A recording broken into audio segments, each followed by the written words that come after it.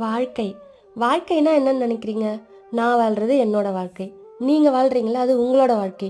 என் வாழ்க்கையும் உங்க வாழ்க்கையும் எப்படி ஒண்ணாகும்? வித்தியாசமா தானே இருக்கும். அப்படி வித்தியாசமா இருக்கிற வாழ்க்கைய நம்ம எப்படி கம்பேர் பண்ணி பார்க்குறோம்? அப்படி கம்பேர் பண்றதுனால தான் வாழ்க்கையில நம்ம ஃபர்ஸ்ட்டு கஷ்டப்படுறதே. அவனுக்கு அது நடக்குது, நமக்கு ஏன் நடக்கல? அவனுக்கு 18 வயசுல வேலை கிடைச்சிடுச்சு, எனக்கு 25 வயசுல தான் வேலை கிடைக்குது. அவன் 25லயே செட்டில் ஆயிட்டான், கல்யாணம் முடிச்சிட்டான். எனக்கு 30 ஆயும் பொண்ணு கிடைக்கல அப்படின்னு கஷ்டப்படுறீங்களா? கண்டிப்பா உங்களுக்கும் ஒரு டைம் வரும். உங்களுக்கான டைம் வரும்போது உங்களுக்கும் கல்யாணம் ஆகும், குழந்தை பிறக்கும், வேலை கிடைக்கும், செட்டில் ஆகலாம். ஆனால் அவன் செட்டில் ஆகிட்டான்றதுக்காக நம்ம ஆக முடியாது.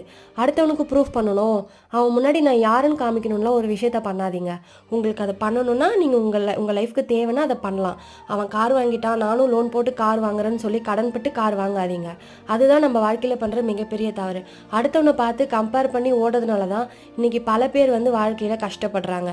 அதை தயவு செஞ்சு பண்ணாதீங்க.